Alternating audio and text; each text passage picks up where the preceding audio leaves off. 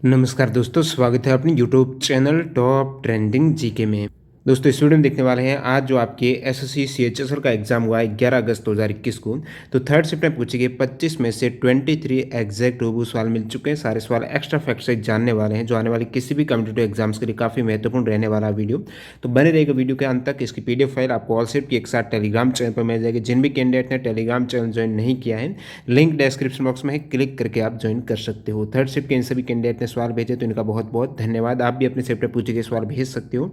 इसके लिए आपको टेलीग्राम से जुड़ना होगा। थर्ड शिफ्ट के पूछे गए सवाल कंटिन्यू करें उससे पहले मैं आपको बता दूं, आप किसी भी कॉम्पिटिटिव एग्जाम्स की तैयारी करते हो, अपनी तैयारी को परखने के लिए टाइम मैनेजमेंट हो गया, साथ ही साथ कॉन्फिडेंस लेवल है, कौन सा आपका सब्जेक्ट वीक है, मॉक टेस्ट आपको पता चल जाएगा। तो इन सभी चीज़ों के लिए मॉक टेस्ट के तौर पर टेक्स्ट बुक इसलिए बेहतरीन है। एक तो यहाँ पर आप अनलिमिटेड मॉक टेस्ट लगा सकते हो।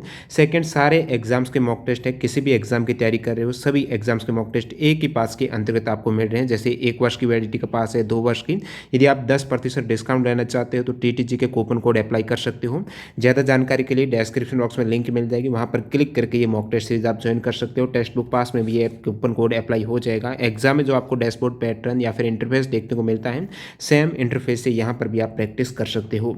तो चलिए कंटिन्यू कर लेते हैं। आज जो आपके अंतिम सेट में 11 अगस्त को पेपर हुआ है, इसमें पूछे गए 23 जीके के सवाल देख लेते हैं। तो इस सेट का पहला सवाल देखिएगा, अश्रु ग्रंथि का वैज्ञानिक टर्म क्या है। रिपीट हुआ सवाल, इससे पहले भी पूछा हुआ सवाल है एसएससी सीएचएसएल में। तो जो टीयर ग्लैंड है, तो अश्रु ग्रंथि हैं, ये आपके लैक्रिमल ग्लैंड हो जाएगी। टीयर ग्लैंड को लैक्रिमल ग्लैंड बोला जाता है। हिमाचल प्रदेश की स्थापना कब हुई है। स्थापना से प्रत्येक सेट में एक न एक सवाल आ रहा है। हिमाचल प्रदेश की स्थापना याद रखिएगा 1971 में हुई है। पहले ये यूटी था, केंद्र शासित प्रदेश के रूप में 1956 में स्थापित हुआ है। राज्य के रूप में 1971 में 25 जनवरी को स्थापना हुई है। नागालैंड का इससे पहले पूछा गया था 1 दिसंबर 1963 को हुई है। 1987 में अरुणाचल प्रदेश, गोवा, मिजोरम, ठीक है, अरुणाचल प्रदेश, गोवा और मिजोरम की स्थापना 1987 में। 1972 में मणिपुर, मेघालय, त्रिपुरा की हुई है। 2000 में छत्तीस, झारखंड, उत्तराखंड, इनकी स्थापना है। वैसे 2000 से अलग से भी सवाल पूछा गया इसी सेट में। सिक्किम की स्थापना याद रखिएगा 1975 में। हरियाणा और चंडीगढ़ की 1966 में आपको याद रखना है, ठीक है। महाराष्ट्र, गुजरात आपको याद रखना है 1960 में। महाराष्ट्र, गुजरात 1960 याद रखिएगा। और बाकी जो प्रमुख हैं, आंध्र प्रदेश, कर्नाटक, केरल, मध्य प्रदेश, पंजाब, राजस्थान, पश्चिम बंगाल, अंडमान निकोबार, लक्षद्वीप हैं, इनकी स्थापना 1 नवंबर 1956 को ही है। लद्दाख और Jammu Kashmir as a UT के रूप में, केंद्र शासित प्रदेश के रूप में 31 अक्टूबर 2019 को स्थापित हुए हैं। दमन दीव यूटी के रूप में 1987 में। दादर नगर हवेली, अभी दोनों का विलय करके एक ही नाम है, वो किया गया है 26 जनवरी 2020 को। ये भी आपको याद रखना है। Which river is known as Dakshin Ganga. दक्षिण गंगा के रूप में गोदावरी नदी को जाना जाता है और कावेरी नदी को दक्षिण भारत की गंगा कहा जाता है। यदि दक्षिण भारत की गंगा पूछे तो कावेरी और दक्षिण गंगा गोदावरी हो जाएगी। अगला सवाल देखिएगा, सन 2000 में मैंने कहा और सवाल पूछा गया है स्थापना से, तो ये 2000 वाला भी पूछा गया है कि सन 2000 में किस राज्य का गठन हुआ है, और ऊपर था हिमाचल प्रदेश का। 2000 में 3 राज्य बताया, छत्तीसगढ़, झारखंड, उत्तराखंड आपको याद रखना है। फोर्ट्रेन भाषा को किसने विकसित किया है, कंप्यूटर से संबंधित है, रिपीट हुआ, एनटीपीसी में पूछा गया था। तो फोर्ट्रेन भाषा को जो डेवलप किया है वो दोस्तों जॉन बेकस ने किया है। बाकी आपको एनटीपीसी की टॉपिक वाइज पीडीएफ फाइल चाहिए जिसमें कंप्यूटर भी हो जाएगा, साइंस भी हो जाएगा। इससे अतिरिक्त जो भी इंपॉर्टेंट टॉपिक के सवाल जहाँ से रिपीट होते हैं, top training GK in website, link description box में, वहाँ से आप डाउनलोड कर सकते हो। तो ये जो फोर्ट्रेन भाषा का एक सवाल आया था कि इसका फुल फॉर्म क्या, मतलब क्या होता है फोर्ट्रेन, फॉर्मूला ट्रांसलेशन हो जाएगा। इसको डेवलप किया है जॉन बेकस ने और आईबीएम ने, इन दोनों ने संयुक्त रूप से। और अन्य जो भी इंपॉर्टेंट प्रोग्रामिंग लैंग्वेज हैं और इनको किस वैज्ञानिक ने या फिर जो डेवलपर हैं वो कौन है, तो सी भाषा की बात करें, सिर्फ सी की बात कर रहा हूँ।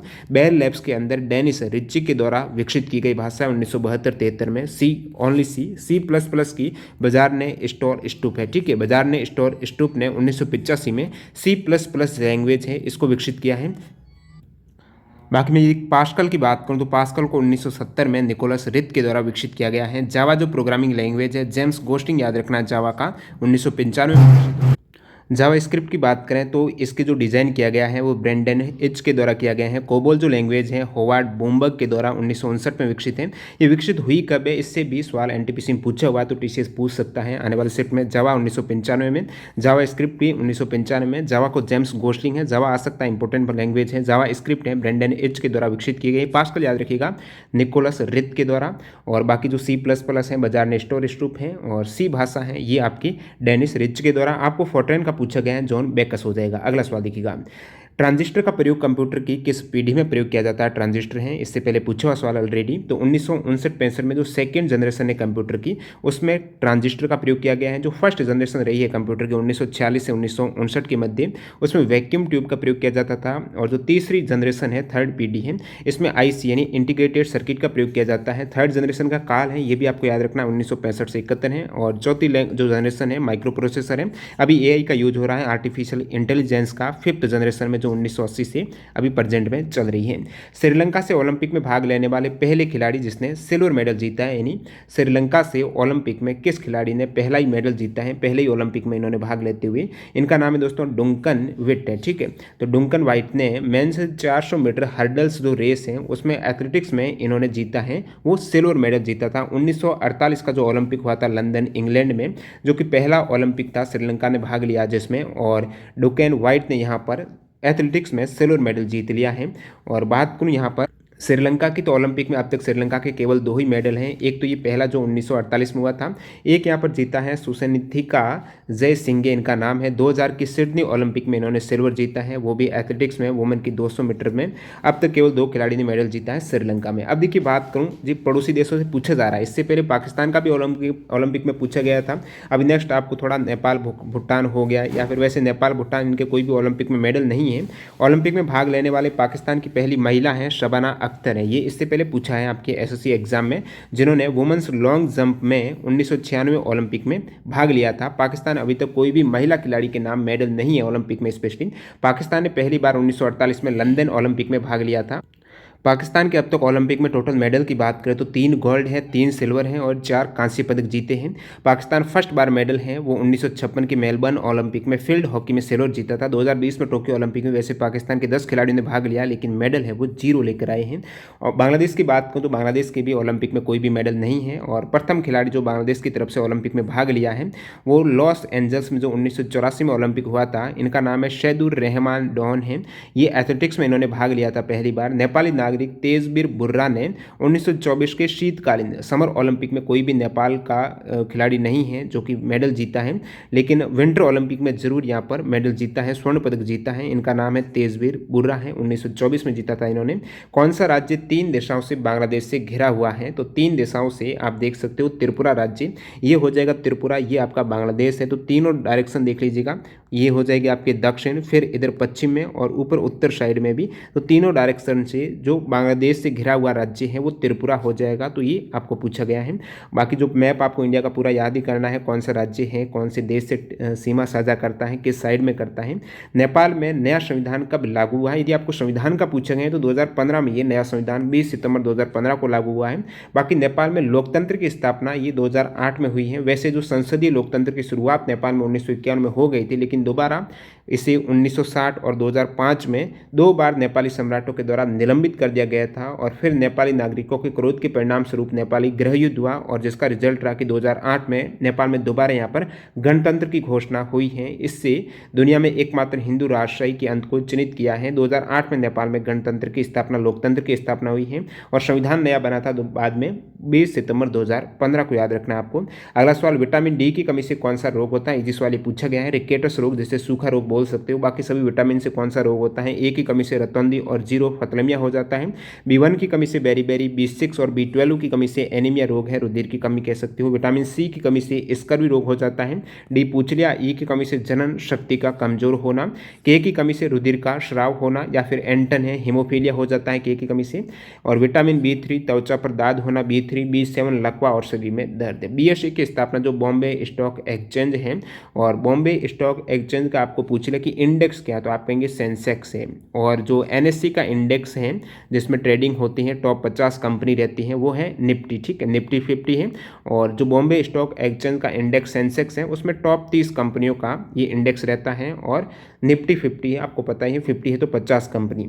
तो बात कर रहे हैं अपन BSE की स्थापना की। स्थापना हुई है 1875 में, 9 जुलाई 1875 में। वर्तमान में BSE के अध्यक्ष हैं वो विक्रमजीत सेन है। सेबी की स्थापना security and exchange board of India की स्थापना है वैधानिक मान्यता के तौर पर देखें तो 1992 में हुई है, 30 जनवरी 1992 को। एनएसई जो national stock exchange of India है, जहाँ पर सबसे अधिक ट्रेडिंग होती है, तो वो हुआ इसकी स्थापना हुई है दोस्तों 1992 में। सेबी और एनएसई की स्थापना 1992 में और बीएसई की स्थापना 1875 में हुई है। सेबी के वर्तमान में अध्यक्ष हैं श्री अजय त्यागी हैं।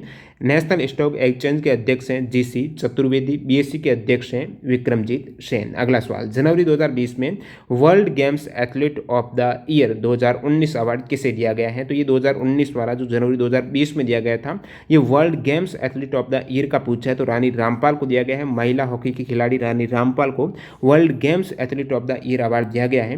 बात करूं world athlete of the year, ध्यान रखिएगा ये world games athlete of the year है और ओनली गेम्स नहीं इंक्लूड है। World athlete of the year award 2020 में आर्म्ड डुप्लांटिस को दिया गया है। ये आपकी स्वीडिश और अमेरिकन दोनों ही देश की नागरिकता है। तो ये पोल वॉल्ट के खिलाड़ी हैं और इन्होंने पोल वॉल्ट में 2020 के टोक्यो ओलंपिक में गोल्ड भी जीता है। इनका नाम है आर्मंड डुप्लांटिस है। इन्हें world athlete of the year 2020 का अवार्ड दिया गया है।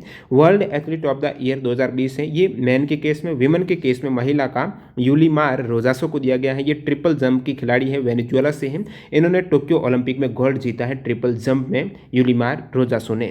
अगला सवाल दिखेगा, दामोदर एवं ब्राह्मणी नदी का उद्गम कहाँ से होता है? दामोदर ब्राह्मणी नदी का उद्गम याद रखना है झारखंड से होता है। दामोदर नदी वैसे छोटा नागपुर जो पठार है झारखंड से निकलती है। ब्राह्मणी नदी है, ये दो नदियों से निकलती है। शंख और दक्षिण कोयल नदी का संगम स्थल से ये ब्राह्मणी हो जाती है। तो शंख नदी कहाँ से? झारखंड से ही निकलती है। ब्राह्मणी नदी ज्यादातर ओडिशा राज्य में बहने वाली एक ऋतु निर्भर नदी है। अगला सवाल देखिए, यहाँ पर पूछा गया है कि 2019 BWF para badminton world championship में महिला एकल में गोल्ड मेडल जीतने वाली महिला बैडमिंटन खिलाड़ी कौन है? तो पैरा बैडमिंटन की बात हो रही है। जो BWF ये वर्ल्ड चैंपियनशिप हुई है पैरा बैडमिंटन की 2019 में, तो इसमें भारतीय महिला ने गोल्ड जीता है। उनका नाम है मानसी जोशी हो जाएगा। तो मानसी जोशी ने ये गोल्ड मेडल अपने नाम किया है। पुरुष एकल में ये सेम टूर्नामेंट में ये वुमेन में है और बाकी पुरुष एकल में प्रमोद भगत और मनोज सरकार ने गोल्ड मेडल जीता है बैडमिंटन के पैरा बैडमिंटन वर्ल्ड चैंपियनशिप में। ये हुई थी दोस्तों 20 से 25 अगस्त 2019 को बेसल स्विट्जरलैंड में। अगला सवाल देखिएगा, farthest field about India's role in world war second पुस्तक के लेखक कौन है, जिन्हें 2019 में $1,65,000 का विंडहैम कैंपबेल पुरस्कार दिया गया है? तो विंडहैम कैंपबेल पुरस्कार है 2019 में दिया गया है रघु कर्नाड को। रघु कर्नाड हैं, इन्होंने ये बुक्स लिखी है farthest field about India's role in world war second. Anu Rani किस खेल से संबंधित हैं, जिन्होंने वर्ल्ड रैंकिंग के आधार पर टोक्यो ओलंपिक 2020 के लिए जो वर्ल्ड राष्ट्रीय रिकॉर्ड था 60 मीटर का, उसको ब्रेक करते हुए इन्होंने 63.24 मीटर का राष्ट्रीय रिकॉर्ड बनाकर वर्ल्ड रैंक हासिल की और इसी वर्ल्ड रैंकिंग के आधार पर ये टोक्यो ओलंपिक 2020 में क्वालिफाई कर पाई थी। इनका नाम है दोस्तों अनु रानी है। आपको पूछा था ये किस स्पोर्ट से संबंधित है, किस स्पोर्ट में इन्होंने क्वालिफाई किया है? जेवलिन थ्रो में, भाला फेंक में। इनका जो राष्ट्रीय रिकॉर्ड है वो 63.24 मीटर का है। इसी रिकॉर्ड के साथ ये national inter state athletics championship जो पटियाला में हुई है 2021 में गोल्ड मेडल जीता है इन्होंने। कौन सा ऊतक दांत का सबसे बड़ा भाग बनाता है, सबसे बड़ा भाग कवर करता है? वो है दोस्तों डेंटिन टिश्यू है। दांत की भीतरी परत और मुख्य भाग और सबसे बड़ा दंत ऊतक है। ये आपको पूछा कौन सा सबसे बड़ा भाग कवर करता है दांत का टिश्यू, डेंटिन है। बाकी शरीर का सबसे कठोर ऊतक है ये दांत का इनेमल हो जाएगा। ये आप देख सकते हो जो डेंटिन को आपको पूछा ये सबसे बड़ा भाग ये होता हुआ इस प्रकार आप देख सकते हो, सबसे बड़ा भाग कवर करता है ये डेंटिन ही करता है। बाकी इनेमल है ये आप ऊपर वाला भाग है ये कठोर है। अगला सवाल देखिएगा, प्रबंधन के तहत कुल संपत्ति के मामले में दुनिया का सबसे बड़ा बैंक कौन सा है? Largest bank in the world in terms of total asset under management. तो ये बैंक है industrial and commercial bank of China limited है, औद्योगिक और वाणिज्यिक बैंक ऑफ चाइना है। एसेट के मामले में, संपत्ति के मामले में दुनिया का सबसे बड़ा बैंक हो जाएगा। सेकेंड भी चाइना कंस्ट्रक्शन बैंक ऑपरेशन है। अगला सवाल देखिएगा, कौन सा मोनूमेंट ताजमहल की प्रतिकृति है? जो रेप्लिका ऑफ ताजमहल है वो बीबी का मकबरा है, ताजमहल के रूप में ही बनाया गया है। औरंगाबाद महाराष्ट्र में है बीबी का मकबरा, ताजमहल है इनकी प्रतिकृति हो जाएगी। और जो बीबी का मकबरा है ये कब बनाया गया था? 1660 में और ताजमहल 1632 से 1653 में पूर्ण हुआ था। बाद में 1660 में ये बीबी का मकबरा है। उस समय मुगल सम्राट औरंगजेब के द्वारा अपनी पहली और मुख्य पत्नी नाम है दिलरस बानो बेगम है, जिन्हें राबिया उद दौराना भी कहा जाता है, इनकी याद में इन्होंने बनाया था। इसे औरंगजेब की वैवाहिक निष्ठा का प्रतीक माना जाता है। बीबी का मकबरा है ये औरंगजेब ने बनाया था 1660 में। और इसका देखिए एक और पूछा गया है, ताजमहल ताजमहल से संबंधित हैं। एनटीपीसी एग्जाम में सवाल आया था, इस शिफ्ट में नहीं, एनटीपीसी का था कि कोलकाता के किस पैलेस को ताजमहल को आइडल मानकर बनाया गया है, तो वो विक्टोरिया मेमोरियल को बनाया गया था। ये ताजमहल को आइडल मानकर ये विक्टोरिया मेमोरियल है कोलकाता का। चंदन किस राज्य का राजकीय वृक्ष है? चंदन की बात करें तो ये कर्नाटक का राजकीय वृक्ष हो जाएगा। बाकी सभी राज्यों और यूटी का राजकीय वृक्ष मैं आपको एक बार बता देता हूँ, ब्रीफली देख लीजिएगा। आंध्र प्रदेश का नीम है, अरुणाचल प्रदेश का होलोंग है, असम का भी होलोंग है, बिहार का पीपल है दोस्तों, छत्तीसगढ़ का साल है, छत्तीसगढ़ साल, गोवा का नारियल याद रखिएगा, गोवा का नारियल है।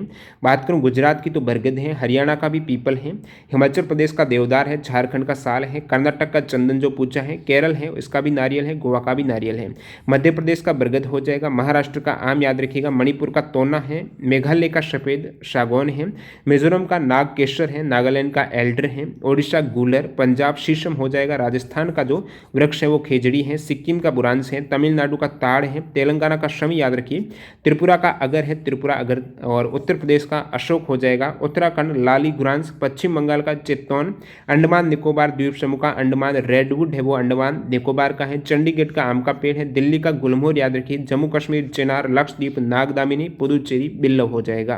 तो ये सभी राजकीय वृक्ष हो जाएगा। और अगला सवाल 2002 में पद्म भूषण प्राप्त करने वाली मारियो डी मिरांडा किस क्षेत्र से संबंधित थी?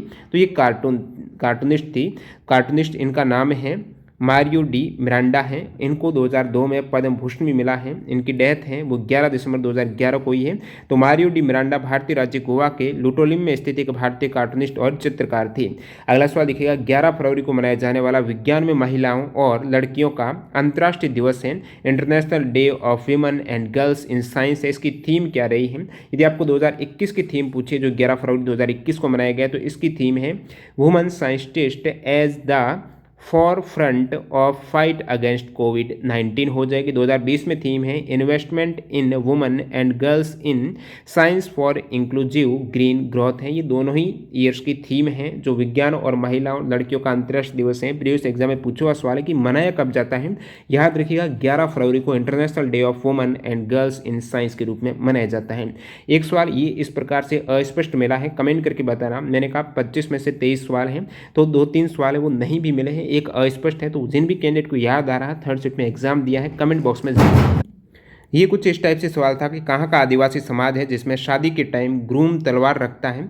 तो इस टाइप से एग्जैक्ट सवाल नहीं मिला कौन सी जाति हैं जो कि मटेरियल सोवार्ड्स हैं, तलवार के रूप में धारण करते हैं शादी के वक्त हैं। कमेंट करके बताना जिनका भी एग्जाम था। वीडियो पूरा देखने के लिए बहुत बहुत धन्यवाद। मिलते हैं ऐसी किसी नए वीडियो के साथ। वंदे मातरम। जय हिंद दोस्तों।